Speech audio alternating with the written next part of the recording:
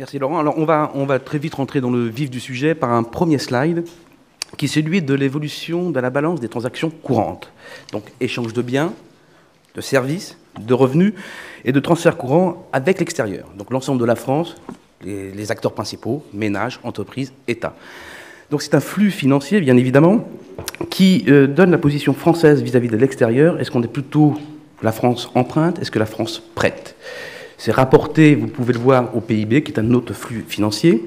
Et ce qu'on peut déceler sur cette première slide, c'est que depuis 2005, la situation s'est inversée, s'aggrave. Et s'il y a un message tout simple à retenir de ce premier slide, c'est que la France, actuellement, depuis 6 ans, vit au-dessus de ses moyens. Alors, ce creusement du solde des transactions courantes renvoie mécaniquement, ça va être le prochain slide, sur l'évolution du déficit du commerce extérieur. Alors, très factuel, le slide part de lui-même. Nous étions encore en excédent au début des années 2000. En 2004, on passe dans le rouge, ça s'amplifie. Alors, juste 2 chiffres. Celui du déficit de 2010, nous étions à 51 milliards d'euros. Si on fait un simple prolongement de la tendance qui se dégage sur les 3 premiers mois de l'année, on file droit vers un déficit record de 70 milliards d'euros cette année. Alors, déficit record, bon, multiples explications. Un condensé des explications, on peut la retrouver dans la répartition géographique de nos exportations. Ça va être le slide suivant. Vous pouvez voir qu'il y a une espèce d'hypertrophie, notamment de notre dépendance par rapport à la zone euro. Vous le voyez, c'est 48,4% de nos exportations, à comparer avec le maître étalon actuellement du commerce extérieur, qui est celui de l'Allemagne, qui est simplement de 41%. Vous voyez les briques, qui représentent finalement assez peu de notre commerce extérieur. Les briques, vous voyez la Chine, à part de la Chine, 3% de nos exportations, à comparer toujours avec notre maître étalon, l'Allemagne, vous remplacez le 3 par un 6. Donc cette faiblesse des exportateurs français à aller vers le grand large est catalyseur de certains nombres de problèmes. Problème de la taille de nos entreprises. Nos entreprises ont en effet de taille trop réduite pour aller s'investir vers le grand large. Ça renvoie aussi peut-être au problème de nos multinationales, qui sont autant de porte-avions, mais dont la flottille de PME françaises est finalement assez réduite. Ça renvoie certainement également à un problème de positionnement sur les biens que nous exportons. Alors, sur le slide suivant, vous allez évidemment voir le pendant de cette difficulté de notre commerce extérieur. Évidemment, c'est celui de l'industrie manufacturière. Là aussi, ça se passe de commentaires.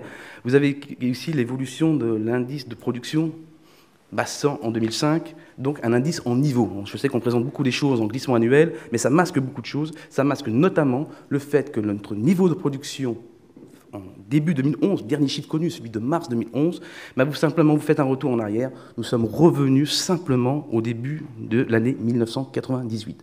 C'est autant de production de perdu. Ça traduit également un autre facteur, qui est celui de l'objectif du slide suivant, qui est celui de la désindustrialisation de la France.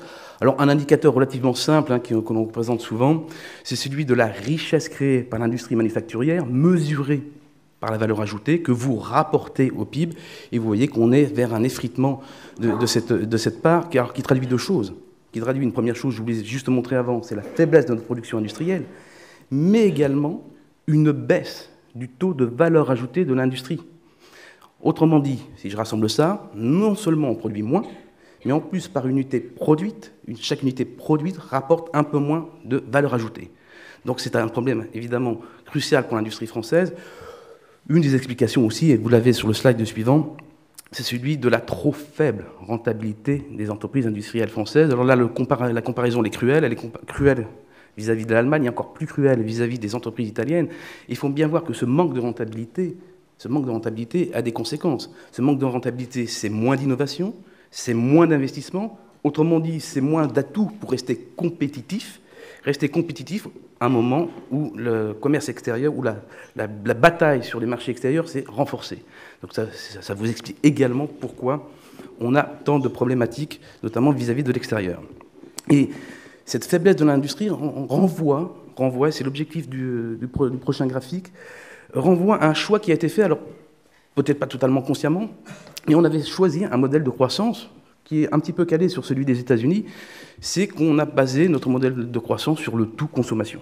La consommation, c'est la consommation qui faisait la croissance. Alors vous avez ici représenté la contribution de la consommation à la formation du PIB, c'est ce que vous avez en orange, mais également la contribution des autres postes. Et vous voyez le rôle fondamental de la consommation sur la contribution de la croissance. On n'est jamais passé sous la barre des 0%, et en France, c'est la consommation qui a fait la croissance lors des dernières années. C'est un modèle qui n'est pas soutenable. Il n'est pas soutenable parce que son effet pervers, évidemment, c'est le creusement des déficits. Et à court terme, en plus, c'est un modèle qui est totalement bloqué. Totalement bloqué parce que la consommation, et on en a eu confirmation lors des 2 derniers chiffres, ceux de mars et ceux d'avril, sur l'évolution de la consommation des ménages, ça plonge tout simplement parce que le pouvoir d'achat des ménages est attaqué et qu'ils n'ont plus les moyens de consommer. Donc on est sur une situation bloquée. Et ce qui vous explique, ce qui va vous être projeté maintenant, que notre déficit de croissance, qu'on appelle déficit de croissance, se creuse. Alors, une simple explication, sur la droite bleue, c'est le PIB tendanciel, c'est le chemin que l'on aurait pu parcourir simplement si on avait poursuivi la tendance calculée entre 2005 et 2008. Donc, on poursuit la tendance, c'est le trait bleu. Le trait orange, c'est le chemin qu'a pris la France, avec nos propres prévisions, évidemment, pour 2011-2012, mais vous voyez qu'on ne rattrape plus la croissance qu'on a perdue. Donc la situation semble pour le moment bloquée à court terme. Ce sont encore une fois des prévisions à court terme. Et ce déficit de croissance, là qui vous est montré en niveau qui c'est encore une fois, je reviens dessus, est l'indicateur certainement le plus pertinent, car c'est du niveau dont dépendent les investissements, c'est du niveau dont dépend également le taux de chômage. Et c'est l'objectif du slide suivant, c'est l'évolution du taux de chômage. Alors là, la comparaison, évidemment, avec l'Allemagne est assez cruelle. Alors, il y a un sport national qu'on pratique bien, c'est l'autoflagellation. Mais là, il faut quand même également amener quelques éléments complémentaires pour bien analyser ces courbes.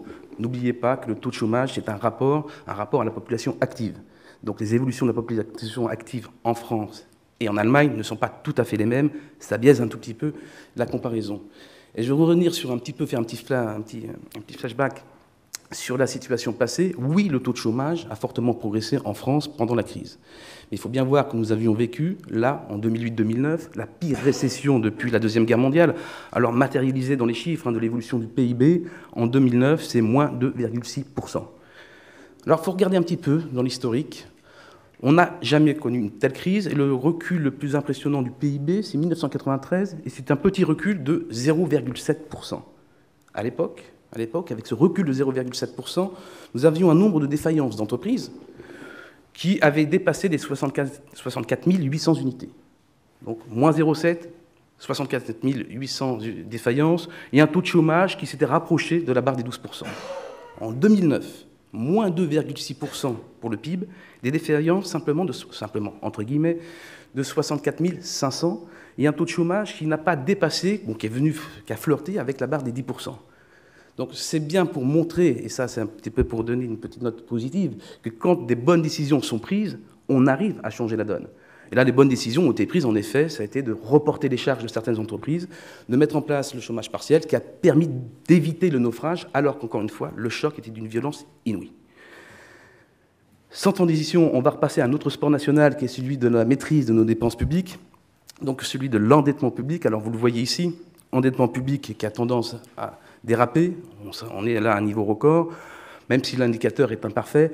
Juste pour mémoire, ça renvoie quand même à nos problèmes de contrôle de notre solde budgétaire, du solde de l'État.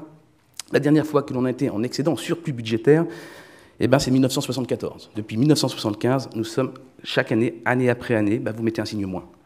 Donc ça explique pourquoi nous avons cette petite dérive, et c'est peut-être même pas tant ce taux d'endettement de l'État, l'endettement public qui est important, c'est peut-être plus encore qui détient la dette française. Et c'est l'objet du slide suivant, du graphique suivant. Vous voyez que là, on a un paradoxe français. On est le pays où la dette d'État est le plus détenue par des non-résidents. Ça a des conséquences. Ça a des conséquences notamment sur le fait que l'on doit conserver notre triple A. Nous sommes à la merci des marchés financiers. Ce n'est pas le cas de tous les pays, notamment, ce n'est pas le cas du Japon, qui a un endettement supérieur, mais dont la dette est massivement détenue par les Japonais. Alors, pour terminer peut-être sur une note un peu plus positive, parce que le tableau, évidemment, j'ai lourdement insisté sur les facteurs un petit peu noirs, un dernier slide sur l'évolution de la richesse créé par le pays, c'est celui du PIB. Vous voyez, sur 10 ans, création de richesse plus 35%, évolution du patrimoine des Français, plus 100%, donc un doublement du patrimoine. Alors évidemment, lié en grande partie à l'évolution du prix de l'immobilier. Ce n'est pas que des effets virtuels, c'est des effets richesse très concrets. Ça a des conséquences également sur le coût du travail via le coût du logement. Mais il y a peut-être un chiffre à retenir, c'est 11 000 milliards. 11 000 milliards d'euros. Ça, c'est le patrimoine des ménages français. C'est rapporté au nombre de Français supérieur, et je vais terminer sur cette note positive, supérieur au patrimoine des Allemands. Donc on pourrait se dire que les Français, au moins, sont plus riches que les Allemands. Je vous remercie.